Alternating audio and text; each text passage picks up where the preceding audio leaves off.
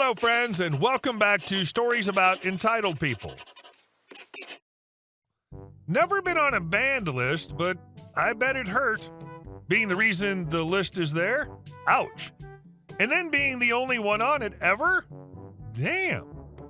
But before we begin, best way to support our channel is to leave comments, like, and subscribe with the turned-on bell so you don't miss the new video every single day.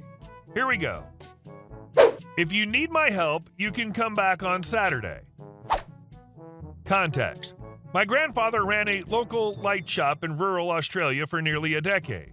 During my early high school years, I wasn't quite ready to be home without supervision, so I'd spend my afternoons at the shop doing homework and reading. I also worked there on Saturdays until we closed and was on good terms with the two employees and obviously with my grandfather and grandmother who also worked there on occasion. I'm also taller than all the other workers, so I often got lights up and down from the ceiling.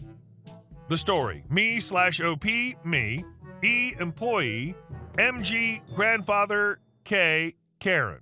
I just finished a long day at school on a sweltering late summer day, so I went straight to the employee kitchen, where I spent time after school, but was stopped by E1, who needed help getting a light down for a lady who looked about 100.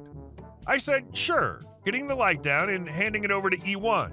She thanked me, and for some reason, the 100-year-old lady handed me a $5 note. I tried to return it, but she refused, saying I reminded her of her own grandson and that she thinks he even goes to my school. I was wearing my Catholic school uniform, which looks nothing like the work uniform the employees wore. This will be relevant later. I continued walking to the kitchen as I was almost into the employee-only area when a woman around 40, Karen haircut before it was a thing, tapped me on the shoulder. I wheeled around and saw she was holding a rather expensive lamp, which I'd tagged myself last Saturday. It was worth a little under $500. Kay, can you ring this up for me? She started sounding pretty kind, but it got ugly quick. Me, sorry ma'am, I'm not Kay, cutting me off. And can I get a discount? I could get this at competitor store for half the price. Me, ma'am, if you need my help, I'm not available until Saturday. I then went to open the door again. That's when Kay grabbed my arm. Kay, you lying little C-word. This place is closed on Saturday. It never was or ever has been. I want a word with your boss. I poked my head through the half-open door and called out for my grandfather, calling him by the name I called him as my parents' parent, not his real name. He came out a few seconds later. MG, hi OP, hi Kay. Apparently she was a regular. What's the matter? Kay, putting on her sweetest voice, this kid is refusing to let me pay for my lamp. She's brandishing it like a weapon. I'll go somewhere else if your employees are going to treat me like this. MG, sorry Kay, but he's off work today. He's a student. He indicates to the uniform and bag I'm wearing. Kay, he helped that lady. She points in the general direction of where I pulled down the light, but E1 and the lady are now at the counter, out of the view of the three of us. MG looks at where she's pointing, then at me, Kay's hand on my arm, then straight into Kay's soul. I've never seen him upset in my life, but he looks mad as hell. MG, Kay, if you're willing to come up front with me, I can ring you up. Kay, no, you can't cover up for your crappy employees. He's totally capable. MG, you're right, Kay, I can't cover up for bad service, but I can protect my grandson. He then wrenches her hand off my arm, took the lamp, gave it to me, and pointed to where it was before lightly pushing me in that direction. He then escorted her out the front door. That Saturday, besides the till was a list of banned customers written at the top. Karen's full name was written directly below. When the store closed last year, Karen was the only one on that list. I wonder if she ever tried to return only to be turned away, or if she stopped going there after he escorted her to the door. And our second story. Manager says I cannot clock out unless I get cleared by a manager. So to get started, some context. I work as a technician that does jobs in residential homes.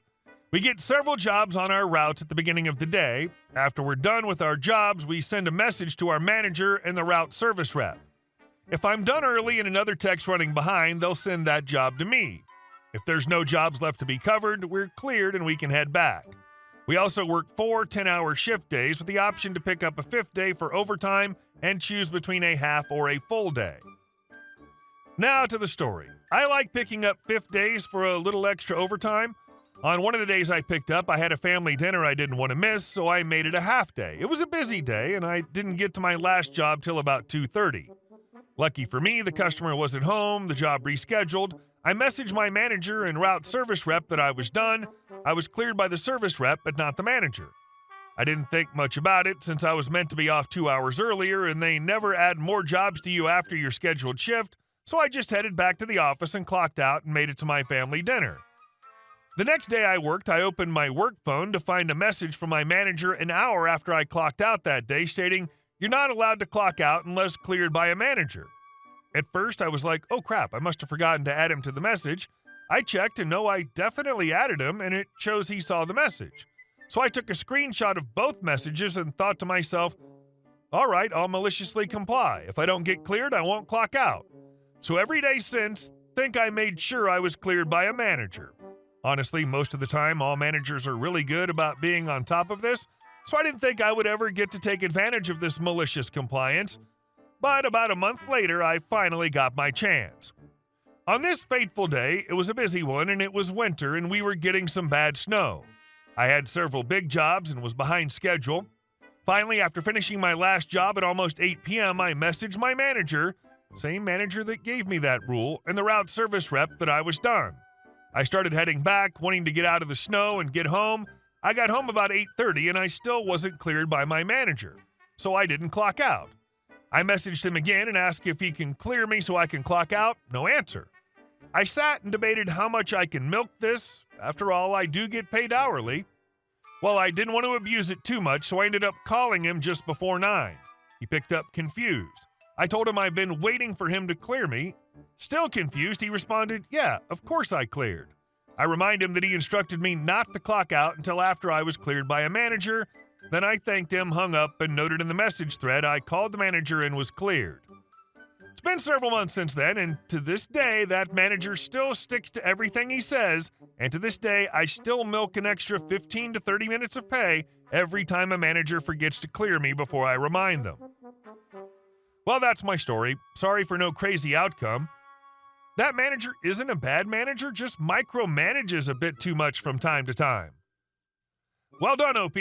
I like this. Bank that extra money in a separate account so that you can admire the beauty of this over time. And our next story. Rich boy becomes a car salesman at my dealership. We find the spare key of his Lexus and proceed to make his life a living hell. This happened a while back in 2008 when I was starting out in the business.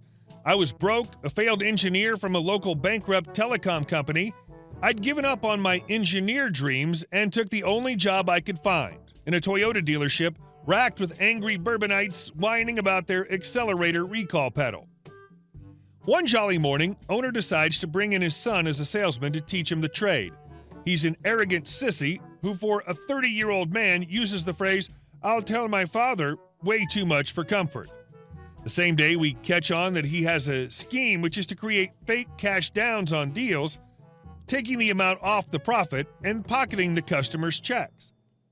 We bring it up with management, who hate the a-hole and give him a stern warning. A week later, he buys a Lexus trade-in, which he has undervalued. We decide with my manager to make his life a living hell by keeping the spare. The next day, Junior, who parks his car where the customers are supposed to park, is startled at his alarm going off the moment he leaves the car. We've taped the spare with a rock. Rock is pressing firmly on alarm button, which goes off when his key is out of the car. Honk, honk, honk. He goes nuts after a week, asks us to take the car back under the threat of "my daddy." Honk, honk, honk. Sales manager tells him to eat a Crane's D. We take key out, and every time he brings someone off Craigslist to see the car. Honk, honk, honk. Junior tries to get car stolen in bad neighborhood for fancy real value insurance money. A few days later, gets caught by a cop. No regrets also. Honk, honk, honk. And our last story. Seller says she won't move out even though we closed. My husband and I just bought our first home in California. It's a mobile home in a park where the land is leased, but the house is purchased by us. After a nightmare of a process and almost 3 months in escrow, we finally closed on 9/11/23. We made an addendum to our purchase agreement letting the seller, an elderly lady who lives alone, have 7 days to move out and vacate. Yesterday, we were supposed to take possession, but she's still there and has made no attempt to move. She deposited the proceeds and is just sitting in the house saying she isn't going anywhere. I had the police come out and she spun so many lies and stories that didn't make any sense. She's trying to claim it was sold by someone other than her without her consent, and it's fraud. Her signatures were collected in person by our mutual realtor, and notary was present for closing documents. We weren't allowed to have our own representation per the listing agent. I'm currently responsible for paying the space rent, mortgage, and utilities, but have no access to the home or even my mail being sent there. I've now filed a lawsuit against her and am waiting to see how that goes. Me, my husband, and our 3 kids will end up being displaced in 60 days if we can't get this all sorted out by then. Edit. I know mistakes were made on my part, and unfortunately I can't go back and redo things. This all happened because I didn't know enough about my rights, and now I want to make sure I don't miss anything going forward. I've spoken with the park manager today, and she said that this woman has been a bit of a difficult tenant for the last 30 years or so. She's always made her payments, though, so no reason to evict her during that time. She also has a daughter who refuses to associate with her because of the way she is. She apparently had a falling out with the people she was supposed to move in with 3 days before her time was up. Because of that, she's now saying she isn't moving at all and refuses to look into alternate places to live. She's trying to come up with some story that'll make it so she can keep the house. The realty company, realtor, notary, and escrow officer are all legit. There's no question about those things. It's just a matter of the old lady having a change in moving plans and now deciding she's not moving at all. I've started the eviction process and filed the paperwork with the Superior Court. Just waiting for the complaint to be reviewed and see if I'll need to appear in court. It's possible we'll win by default since she has no case and all our documentation and evidence prove we're the rightful owners. Edit 2. I just drove by the house and there's now visible damage to the outside, a huge 3-foot hole in the skirting that was not there before. Apparently she's also telling the neighbors how she's going to spend all the money. I'm praying the inside isn't being trashed. The realtor didn't take pictures of the inside because it was an owner-occupied sale, so we have no before pictures to prove new damages. This just keeps getting better. Update. The legal proceedings gain momentum and the court swiftly recognizes the authenticity of our claims. The judge's decision aligns with our evidence, paving the way for a resolution that favors our family. As the court order is executed, the seller vacates, leaving behind a property that we can finally call ours.